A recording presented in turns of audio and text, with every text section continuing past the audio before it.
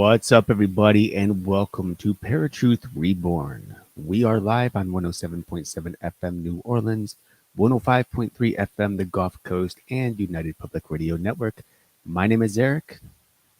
And I'm Justin, and And you'll love this episode we're about to do. no, that was horrible. Why'd you do that? Because you'll get a kick out of it. Oh, gosh. I came back on the wrong day. Well, if you didn't get those hints or hear or read the title of this episode, we are talking about the Yule. Now, the Yule is one of those ancient festivals where myth, nature, and human longing intertwine so beautifully that it still feels enchanted even today in the modern world. So, let's chat a little bit about the magic behind Yule. And this is something that, Justin, you and I have been studying the Yule for quite a long time now, ever since really starting these shows. And I say these shows because obviously we've had so many versions of this particular show throughout the years. But it's one of our favorite conversations and topics in general, I think, especially obviously around this time of year. Yeah, well, and, I was looking at all this stuff and I'm like, gosh, Christmas has intertwined so much of these not beliefs but practices that come with Yule. I was like, I was dumbfounded because there's a lot more to it than I actually realized that's been put into Christmas. And I was just talking to a friend about it, and he's like, how do you guys know so much about Christmas? I'm like, I've been researching it for a really long time. Studying Christmas. But yeah, and so I love doing this because it has a tie to Christmas, of course. And it was interesting in our poll how many people responded, and it was majority people want to learn about the Yule gods and deities. So we'll have to do an separate episode on that. Yeah, just more focused on them. Yeah. Yeah, I mean, the Yule, I mean, it goes pretty deep and it stems into, old world culture. There's a lot of myths and legends that are kind of stored up in it as well, even more so than the modern belief system of Christmas and idea of Christmas. Obviously, Christmas today isn't quite what it was 1,000 years ago, just as then it wasn't quite as it was 3,000 years prior. Today, it's very commercialized, right? So it's all about Santa Claus. It's all about red and green and Christmas decorations and selling Christmas gifts and wrapping paper and et cetera, et cetera, et cetera. It all kind of just is very surface level when you really consider, how much history actually exists for Christmas. And of course, you have the Christian holiday, obviously, and you have a number of other different branches in religions that kind of celebrate Christmas in different ways. But the Yule is obviously ancient. It's kind of where it all originated. And we still see a lot of the Yule now, even in modern times, though a lot of people don't recognize it as part of Yule festivals. They unknowingly participate in some of those festivities just because it's part of it's part of the whole game nowadays. Yeah. Well, and I mean, so many holidays can be said where it's been overly commercialized. We've talked about Valentine's being that way too. Yeah, every time I see Valentine, I want to gag. I don't know. I don't like it. I don't know why. I never have. A holiday. Even when you were little, like getting the little Valentines from everybody? Well, I mean, except for when every once in a while they would miss me and I'd be the only kid in class without a sucker because they ran out. So maybe there's some hidden trauma in there somewhere. Oh, I have to talk to my therapist about it. Anyway, so let's kind of go through the Yule here for a bit, and we can chat on it. But the first thing that we're gonna kind of touch on is the the fact that it's a celebration of the reborn sun. Now, long before basically electric lights, there was like this, or and before the countdown of like to midnight, you know, because the Yule extends basically 12 days and goes into the new year, close to it. But the Yule honored the winter solstice, which is the longest night of the year.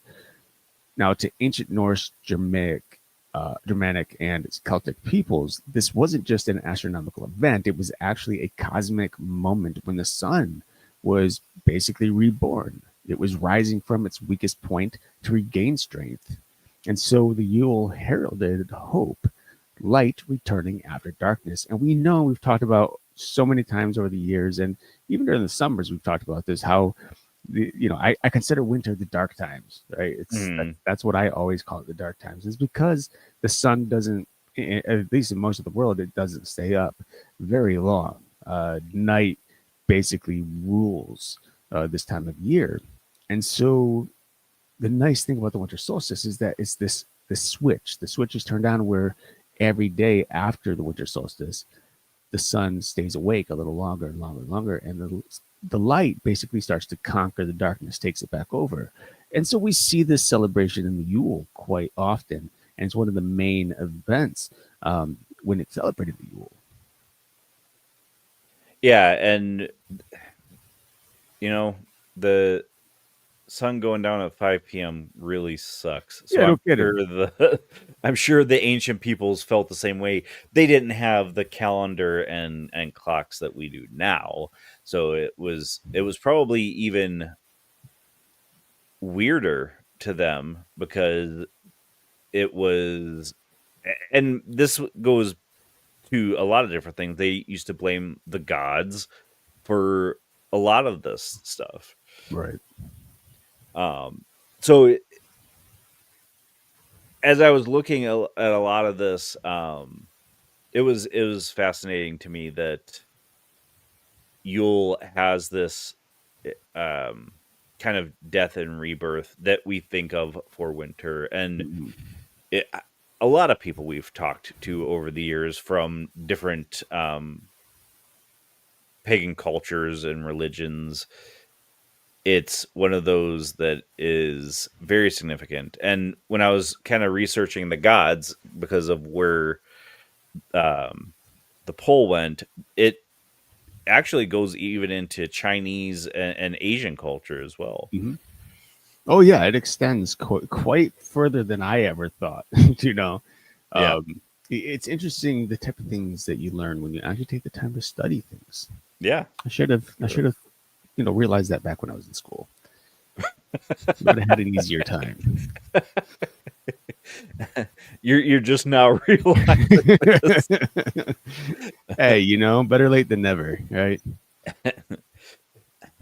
Well, something that I found fascinating is that it's mentioned about fire as life magic. Mhm. Bonfires, candles, hearth flames. These were not only sources of warmth in the cold; they symbolized protection from winter spirits, the endurance of life in hard times, the rising power of the sun. The most famous of this is the Yule log was sometimes burned over 12 days, which is kind of where we get the 12 days of Christmas is from Yule and the Yule log. Each spark a blessing, each ember a wish. Mhm. Something that I found that I wanted to include in this is the Yule log rituals. The tradition is a large log, traditionally oak, placed in the hearth and burned for 12 days, like we mentioned, from Christmas through the 12th night. The ashes were said to have protective and fertilizing properties, which I know ash has fertilizing properties, but it can also kill the soil too if you don't do it properly. Right. Modern practice, a smaller log can be decorated with herbs like cinnamon, pine, or orange, and carved with intentions or wishes before being lit. The act of watching it burn symbolizes the hopes for the new season coming true. Yeah. Uh, intentions and wishes are kind of those things that we have talked about a little bit. We haven't gone too in depth into it, but we did do a couple of shows and we've talked to a number of friends of ours on this subject matter. Because intentions and wishes are one of those things that they're we can't scientifically prove them, right? Mm. But we all have intentions. We all go about our life with intention of something, right? Um, but in this case, we're talking about intentions of the upcoming year, what good you want to happen. Hopefully good. Hopefully you're not intending something bad because, shame on you. But uh, and same with wishes. Wishes, I think it can probably also be translated to prayer in some ways. So wishes and prayers, again, is very similar to intention. And in fact, even in scripture, when we're told that when we pray, we should believe that we received what we were requesting from God already. So you're intending and believing in something that doesn't actually exist yet. And whether or not that's intention, whether or not that's wish, you know, it's up to each individual person and their particular definition of it. But I always find those things very interesting, especially when it comes to carving that into wood. And when we've talked about intention in the past, about like writing an intention on a sheet of paper and burning it and letting the ash float Mm-hmm. away into wherever it goes, in the sky or grass. Um, and that's yet another version of this, a much smaller, more controlled version, because you're not burning an entire log, but you're burning this piece of paper. And I like to tell people, because there are certain individuals who are like, oh, you can't do that, it's witchcraft, right? And especially from the Christian culture, which understandably so, I get it. But also from people who aren't bound by any sort of religion, people who just don't simply understand. And a lot of this, you have to realize, is just symbolic too. It's like cutting the thread. When I meditate and I want to release something from myself, I will symbolically cut that thing away, or you know, whether it's with a fake pair, a pair of scissors, or like an imaginary pair of scissors. There's nothing wrong with imagining letting go of something, Mm-hmm. or putting it out into the world, if you will. It's very important to use our imagination, whether you're doing an intention of some sort, or you're wishing, or you're praying. It's important that your imagination, works hard. Uh, and yeah, I guess we'll stop there. But I can go on. I can just keep on rambling man over here. That should be my theme song at this point. But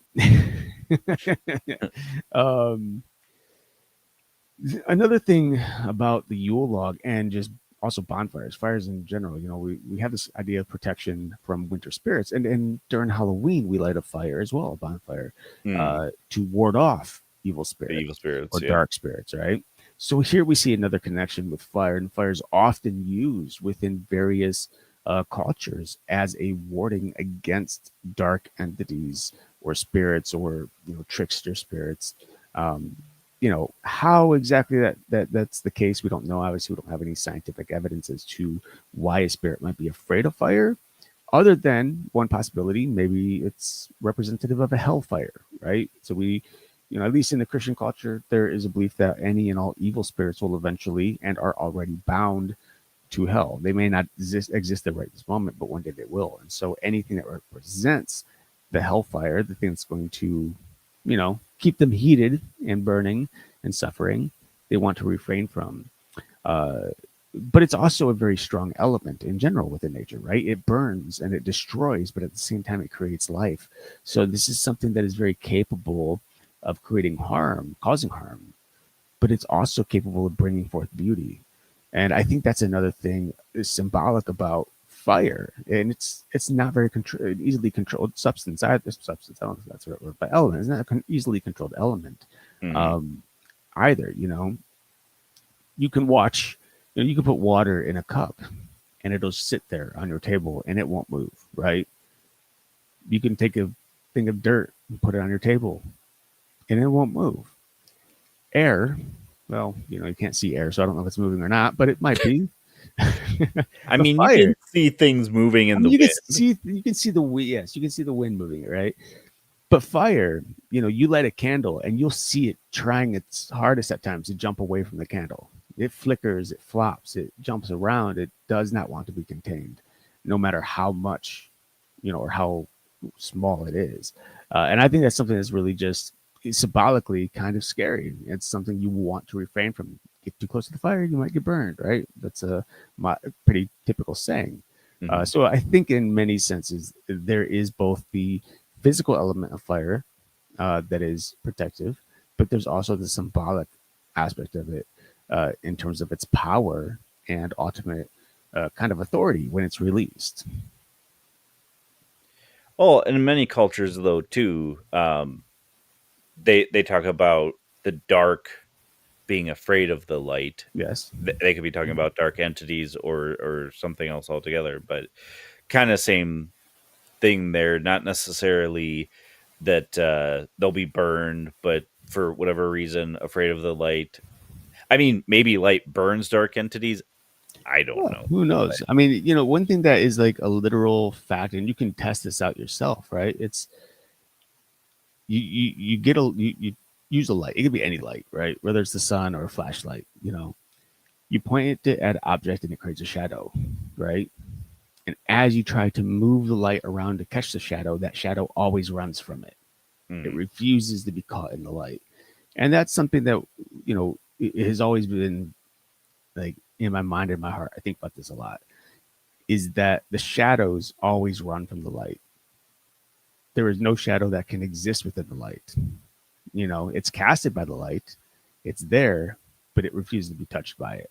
Um, and I just find that really, really interesting. I remember way, way back, probably 13, 14 years ago, it was pitch black in my basement. And for an example, I was telling um, an old friend of mine about, and she was going through some tough times. And I was telling her about how she doesn't have to be afraid of the darkness because light is always going to overcome the darkness, right? And so all I did was light a little tiny lighter, little itty bitty flame, and the entire basement lit up, right? Such a little flame can create so much light in an extremely dark place. And that's why we also use light to surround ourselves when we're trying to deal with dark things or we're going through a difficult time in life. We surround ourselves with light because light is that powerful. It's a protector. It pushes away the shadows and it allows guidance. You walk in the darkness, you stumble and you fall. It's just that simple. A light yeah. in light, you don't do that unless you're just clumsy. But I mean, I am. me too. So that might just contradict everything I just said. So light doesn't help me. A couple other practices to go over, though. You mentioned bonfires. So build a bonfire in a safe outdoor space to celebrate the longest night and the sun's return. If you're like my family, you could go streaking on New Year's Eve. Good times. Um, Offerings, throw spices, wine, bread, or other offerings onto the fire as a gift to the sun to encourage its return and bring luck and prosperity. Might be where we get the leaving cookies for Santa Claus Could be. practice. Um, Colored flames. I found this fascinating. For a more advanced ritual, sprinkle specific chemicals onto the fire to create colored flames. Not the colored flames part that found fascinating. Just the fact that you can use it as part of the Yule ritual. Yeah, it's curious though, because like there hasn't been or there wasn't much research or discussion on exactly what the colored flames are for, other than they're pretty. Right. Um, Well, and we've talked about it, how different colors coincide with different things you're sure, trying to wish for or manifest. sure. So that's more than likely probably what it goes along with. Yeah, I mean that very well could be. It could be that simple. And of course nowadays they have chemicals that are readily available specifically to change the fire, Right. various colors. And newspaper also. I don't know if you guys know. It doesn't happen very often, and I don't even know if we have um, newspaper around that much these days. Actually, because I don't see them very often. It's more it might be more here compared to other places, but I mean Shelly's got got an abundance of newspaper because her mom gets the newspaper still, and our 92-year-old neighbor gets it as well. Yeah. Well, if you've ever burned a newspaper, you've probably seen that on occasion. The ink creates a beautiful green flame. Mm. And so that was one old way that we would always try to change the color of flames. But nowadays, they actually have chemical little packets specifically for your bonfires or Yep. your fireplaces that you can just throw in there, and they work decently okay. You know, they're not super, super, super prominent, but you can catch these little tiny colors of flames: blue, pinks, reds, greens, and yellows and whatnot. You know, so it's pretty cool. You know, and they're cheap. They're super cheap. Um, the next thing we want to kind of talk about is the wild hunt and holiday spirits. And this will go a little bit into the gods as well. So we won't go too deep into that on this episode, but they kind of tie in here as well. As I said earlier in the show, Yule is steeped in mythic lore. And one of the most vivid, of course, is the wild hunt. And we've talked about the wild hunt. I think we even have an episode. I don't think fully on the wild hunt, but we have an episode on a number of different um, myths and lore Yeah. behind the Yule that include the Wild Hunt. But the Wild Hunt is basically a spectral procession led by Odin or other deities, depending on the region, on Yule nights when the veil between worlds is thinned. Now, quick little connection here: we have a thin veil on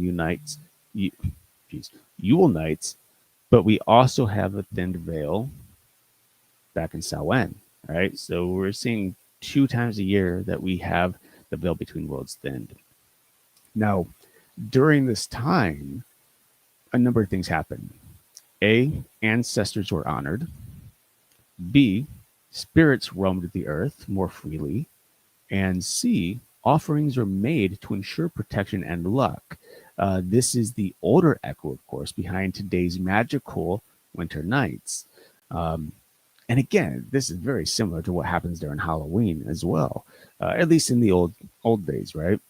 Right. Some of us still kind of celebrate it in a similar way, but for the most part, they're pretty well connected here. Um, which also actually kind of makes sense because we come into winter when the veil is thinned, and we leave winter with the veil being thinned. So you kind of go full circle before walking into spring. Um, Now, there's a number of other entities or gods, even if you will, that are celebrated during this time, or at least are prominent within Yule. One is Odin, as we'd already noticed. And if anyone doesn't know who Odin is, he is a Norse allfather who leads, of course, the wild hunt, and Frey, and then the Norse god of fertility and peace. They all kind of work not simultaneously or together, but they have crossed paths time and time again. There's also the Holly King, which represents the winter aspect of the year, while deities like Saturn, Saturnalius, I think, god of agriculture, and the Germanic goddess Holda, which are also associated with winter celebration as well. Then, of course, we have some various other entities that are less god and a little more, or godlike, I should say, and a little more monstrous. And of course, that is our friendly neighborhood Krampus.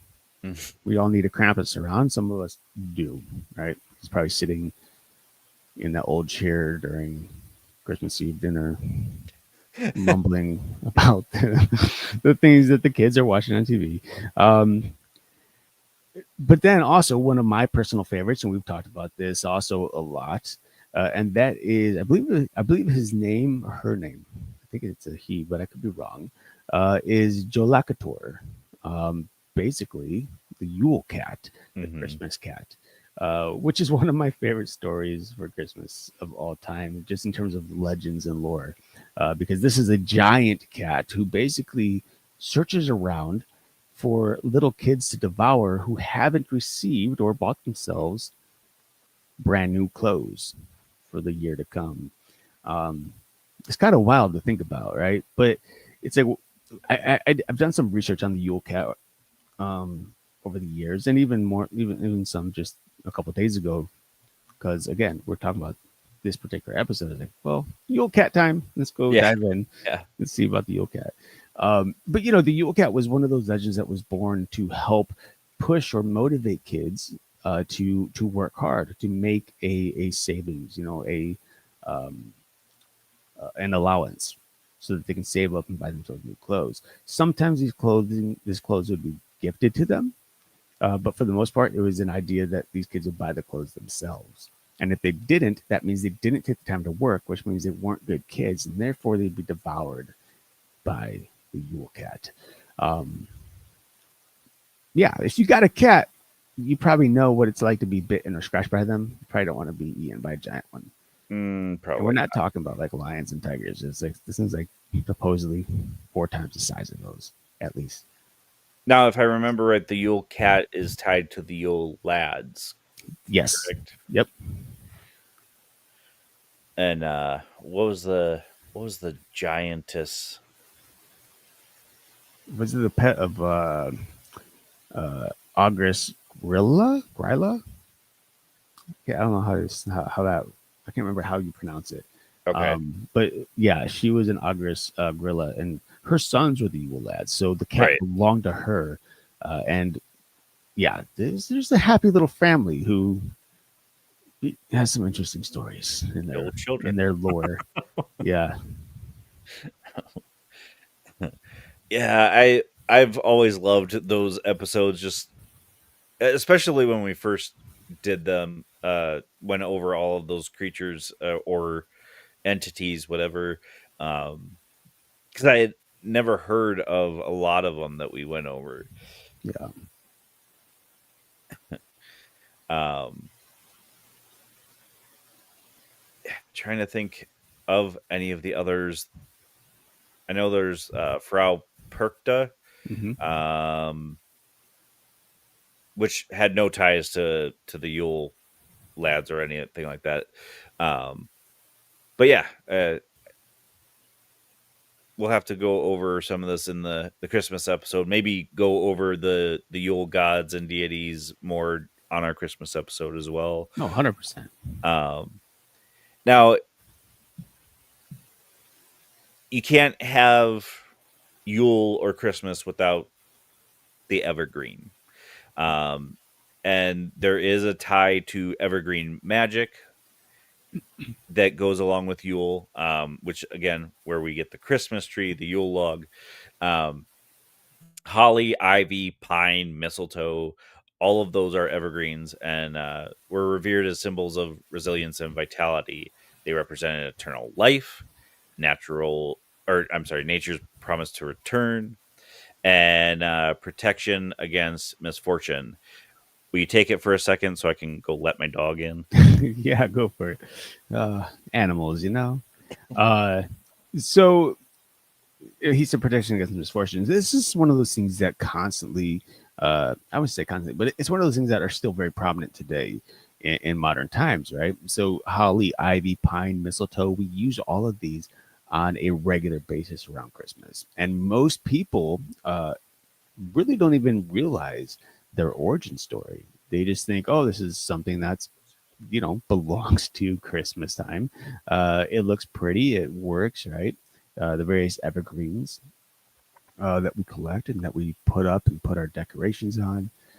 These are things that really is remnant of ancient charm. And a lot of people just don't realize that, which I think is kind of crazy, because there's nothing wrong with not realizing or not knowing that belongs to an ancient practice. But there's something so much more nostalgic about it and much deeper when you realize, like, wow, thousands of years ago, this item was used, and we're putting up these Christmas trees because of this reason. It just kind of stuck, and even though the meaning has changed over the years, right nowadays, putting up a Christmas tree very much just about Christmas and celebrating friends and family and having a joyful time, right? At least in terms of the modern commercialized version. Some put up a Christmas tree in representation of Christ's death on the cross. They said, the scriptures say that he was nailed to a tree. So you put up the Christmas tree for the same reason. But even before that, these trees were used and these evergreens are used uh, for a number of different reasons. And some of them is right. Yeah, I can explain right now. It's simple, right?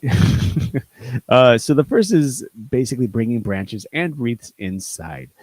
Decorating homes with pine, fir, holly, and ivy is actually a tradition that directly honors the magic of evergreens. You probably never really thought of evergreens being magical, but this kind of goes and ties into the idea that there are tree spirits and elementals that work along with these trees, and you can kind of derive magic from them. There is, of course, also the Yule log, which we've talked about, which is a large log, again, burned during 12 days of Yule, which was seen as a source of protection, good fortune, and light during the longest of nights. Then, of course, there's decorating the evergreen tree. Now, this is the thing we all want to hear about because this is what we still do today. Well, here's its origin story. Maybe when you're decorating a tree, or if you're looking at it right now, you probably, unlike me, you've had your tree up already, and you're probably looking at it this very moment. So now you get to learn why, right? So in ancient times, trees were decorated with offerings like fruits, nuts, and food to entice the spirits, which later evolved into modern tree decorations that represent things like prosperity, protection, and the returning sun. So all of those things that you have on your tree right now are just a transformation of what once was into what currently is. But in many ways, it's still the same, right? Because some of us have ornaments of pictures of friends, family. We have little art things that maybe your kids did, or maybe that you did when you were a kid, right? And these are all things that kind of they're decorations that kind of like show this prosperity of life, right? The richness of life and the things that you've enjoyed, and the people in your life that you celebrate. Then we have candles and lights. Now, placing lights on trees and around the home represented the sun's light, again, warding off darkness and bringing hope. Light is very powerful. It's been used for pretty much ever when it comes to uh, pushing back the darkness. And then, of course, we have specific plants, such as the famous mistletoe, which was and still is used in traditions like kissing under it, linking it to fertility and love. And so holly was believed to protect against, completely just through me because I didn't read this until just now. It protects against lightning strikes. I don't know what that has to do with, kissing or fertility and love, but then again, Maybe they had a lot of lightning storms in winter time. maybe. I mean, I will say there is something special about a lightning storm in the dead of winter, especially when it's snowing, because the lightning is usually green in the winter. At least here in Ohio, it is. If you haven't seen green lightning, it's pretty dope. I don't know if I ever have or haven't. One day you will. You're missing out. It's interesting. I really don't think you are, but it's cool. It's interesting. It's definitely different. I mean, I've seen it flash different colors, but I don't know. I mean, maybe green. Maybe I just wasn't paying that much attention either. Yeah. But yeah, so the evergreen magic, pretty fascinating stuff. And again, stuff that we celebrate Christmas with today, um, that you would never even think about because you're not really taught the Yule side anymore. It's just Christmas, or if you're Jewish, Hanukkah, and all of that stuff too. Mhm. Um, but the fascinating thing that I loved, just because we do this to this day, is feasting as a sacred ritual, and we've done this. By we, I mean Eric and I. Our family has always gotten together for Christmas or Thanksgiving, to feast on Christmas, and it was always a huge spread. Yeah. But in a season of scarcity, people gathered to share, feast, and strengthen community bonds. Food and drink were blessings exchanged, not just consumed. Yule feast reaffirmed gratitude for what survived the year, hope for the year to come, the importance of kinship. The sacred hospitality is the ancestor of today's holiday dinners. Yeah, I mean, this goes even back to the last dinner, the last supper with the Mhm. disciples and Christ, right? Right. Um, Food wasn't just, unlike you and I, who probably sit in front of our TVs eating. Like, I literally just ate a bowl not long ago, a bowl of chili mac, which is basically 2.5 servings, and then a half a bag of donuts in front of my TV. Okay. I got my high metabolism. All right. But that is not what this is. That is not feasting as a rich sacred ritual. That is just That's gorging. It's a that's little gluttony. That's sin. because you weren't trading it with anybody or sharing it Yeah, with no, anybody. no. He was interested. I said, mm-mm, nope. Um, but no, but yeah, like, and obviously, the sacred ritual is. I think that's a word that is maybe a little too. I don't know what I'm thinking, but I think it's a little too much here, because it's the idea is really just sitting down and celebrating the holidays with friends and family and people close to you, sharing food, doing a potluck, having a meal, and conversing, having fun. Right? It's the importance, like you said, of kinship and the hope for the year to come. You hope that you have your family still there the following Christmas and your friends the following Christmas, and of course, there's gratitude. I mean, how many of us get to Christmas and think like, man, I can't believe it's already been a year since that last Christmas. And we think about that year. And yes, there's been a lot of hard times for most of us, but there's also been plenty of good in there somewhere, no matter how great or small. So we do look back on the year and think, oh, this happened and that happened. And this is pretty cool. While also remembering and realizing, yes, this also happened and that was very hurtful. But you can also hopefully take this opportunity this Christmas to see the growth that you've made since those difficult times and what it's changed in your life. That's the best way to continue this whole idea of the sacred ritual, I think. Yeah, for sure. And I think that's what Yule was kind of really about, is counting your blessings, not the torturous parts of the year, just your blessings. Mm, And I mean, Christmas should be that way, but we really get caught up in, as you've already mentioned, the commercialism of it all. right. Um, the funny thing about that is, we just had Black Friday literally a couple of days ago, and Shelly and I were talking about sales and this and that. I'm like, I will never, ever, ever, at least on Thanksgiving night, take part in a Black Friday sale ever again. I've done it 3 times in my life, and every time it's like people are almost murdering each other to get these deals. Oh, 100%.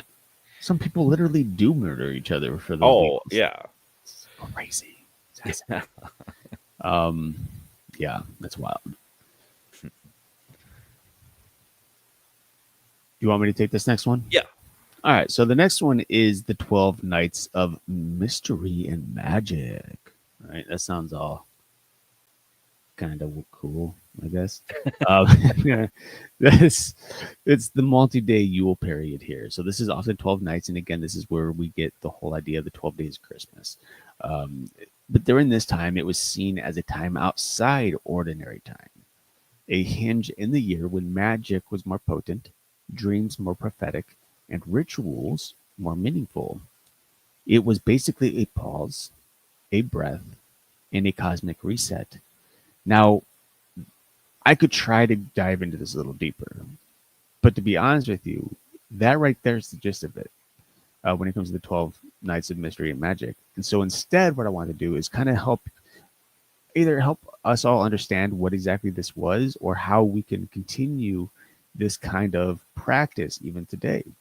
There is the opportunity, and it doesn't have to be any given particular week, right? It could be any 12-day period, ideally in a row, where you take the time to sit, to pause, to breathe, to consider choices that you've made and how those choices have either been good or bad, and what choices you can make to fix or to, increase whatever good things that happened, right?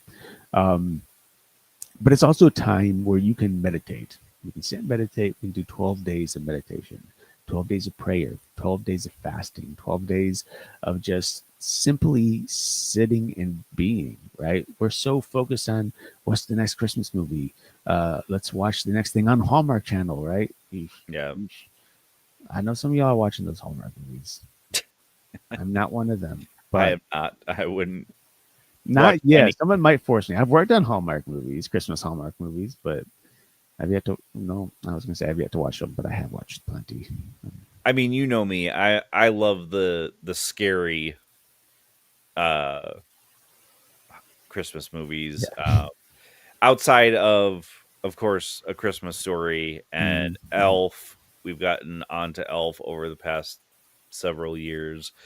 Um, but yeah, I would rather gouge my eyes out than watch a Hallmark movie. Oh, you're so sad. No, I just want to pause, breathe, and take in a cosmic reset, then watch a Hallmark. So when it comes to doing this type of thing, when it comes to meditating, comes to pausing and breathing. When it comes to praying during, if you want to do your own little 12-day thing, right? Your own little Yule period, multi-day Yule period. Um, Mind you, this was often like 12 nights. So this isn't literally a full day. And in modern times, it doesn't even have to be a full night, right? You can do an hour, you can do 45 minutes, 30 minutes, 15, 5, whatever you want, whatever is good for you.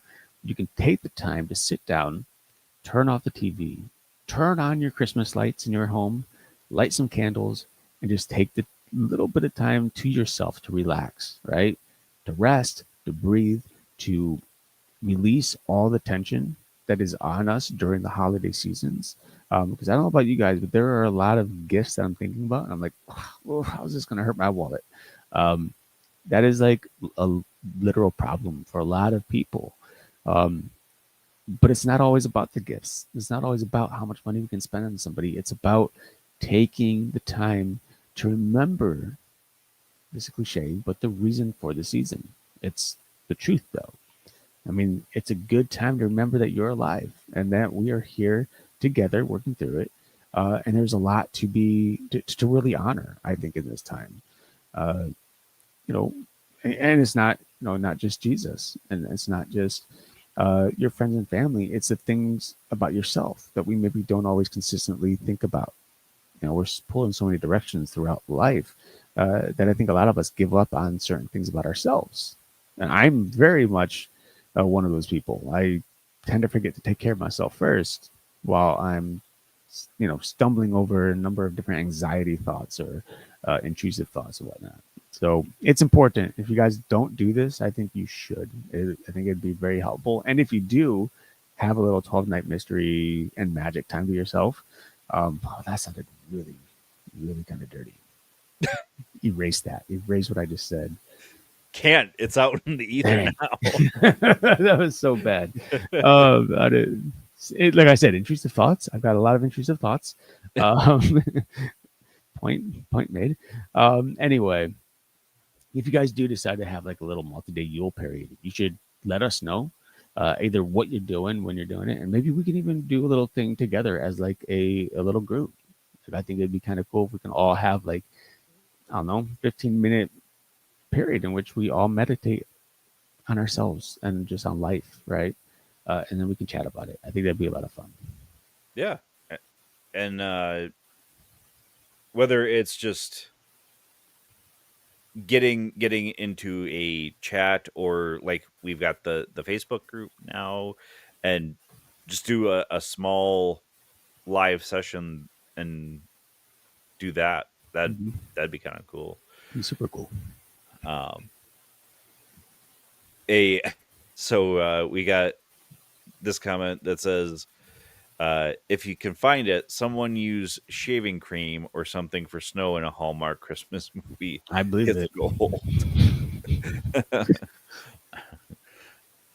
All right. So, what is the heart of Yule? At its core, Yule is about light returning after darkness, community warming against winter, nature's quiet power, reverence for ancestors and unseen forces, which can be said about a lot of different practices.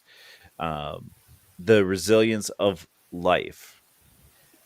It's a celebration that whispers, even in the deepest dark, light is preparing to rise again. And that is probably the most powerful phrase I've ever heard, because all of us get into these deep, dark parts of our lives. Hmm. And many of us end up losing our lives because of that, because they can't see the light. So one thing that I really want to press this year on our holiday episodes is, if you are depressed during this time of year, know that there is a place to reach out. I believe the suicide hotline is 988. Um, you can reach out to us here at ParaTruth if you have something going through your head, or you need uplifting. We will absolutely talk to you. Just make sure that you're reaching out and not letting those inner demons win. Right. And I'll add to that. If you are going through a dark time, this phrase is it like you just said is very powerful, right? I want to say it again. Even in the deepest dark, light is preparing to rise again. But there is something else. There's always a whisper of light, even in the darkest of night, right? You look up and you see the stars. There's light shining. You look up, you see the moon. It's a reflection of that sun that is soon to rise again. So even when you're going through a dark time, take the opportunity to seek out those little lights that do exist in your life, because I guarantee they're there, but the darkness is overpowering it. It's trying to keep it at bay, subside it, push it away from you. Don't allow it. When you're going through a dark time, look for those little lights that are whispering, saying, "Hey, I'm here," and it's only a matter of time before he rises again, right? So,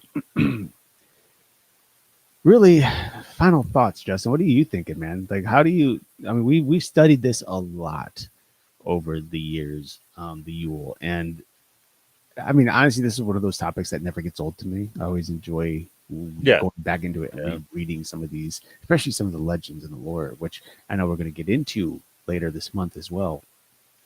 Um, but what do you think stands out the most to you in terms of the celebration of Yule?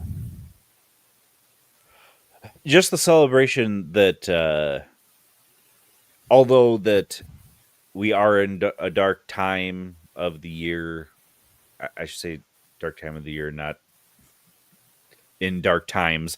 Um, I mean, we're in dark times, dude. I mean, At yeah, least in America, right? but just like Yule, the light will come and bring life and vitality back.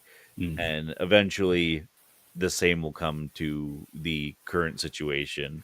Um, but I've always loved that expression, or mentality, that you don't have to get down. It's just a part. It's the cycle of life, really. Yeah. And just seeing a lot of the practices that we celebrate today, which I already knew, of course, but um, just to see it in black and white, and to understand that a lot of this came from times well before uh, Christ, and Christmas, and the celebration that we do today. Mhm. Your final thoughts? Um, I think it's just very interesting how much of the Yule is kind of a repetition of Samhain in a way. There's a lot of cross links between the two, and I think it's really cool that we begin the season with a thin veil and we ended the season on a thin veil. It's like it separates winter, it makes winter its own special and unique season because of that. Because we have spring, summer, and fall, three seasons together, and then all of a sudden there's winter separated by the thinning of a veil. Um, and I just find that really intriguing. Now, winter is definitely one of those times of year where I always tend to pause and reflect. I have a love hate relationship with winter, to be honest. Like, I hate being out in the winter, right? In the cold, freezing, whatever. But when I'm inside, I have a cup of coffee, I'm reading a book, and it's snowing outside. Like, there is very little things that I find more desirable and pleasant than that. Like, it's just relaxing. It just helps to relieve some of the stress. Um, and it's a reminder that in the quietest of times, and I do think winter is one of the quietest season, like both literal and figurative, in the sense that a lot of the animals they're hibernating or they've gone south, right? But also the snow, it literally is a uh,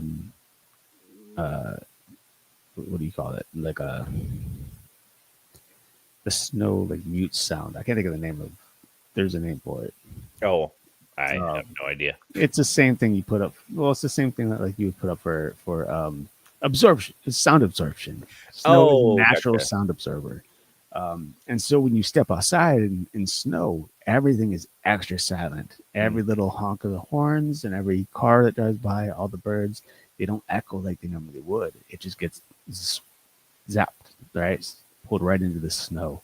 And there's something so peaceful about it. And I find that so intriguing, and how the Yule kind of celebrates these type of things. It's again the moment to rest and reflect and to really consider um, this idea of a cosmic reset.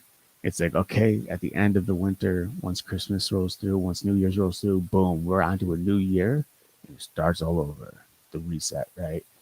And I think it's important to take winter and Yule and use that to your advantage.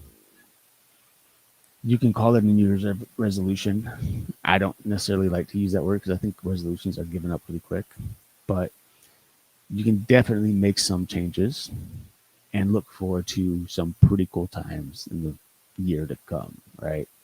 Um, but yeah, I think that's just the most interesting thing about the Yule. It's just the celebration is something that's so honestly, winter, in my opinion, is one of the most poetic seasons of all. Like in and of itself, it's a poet.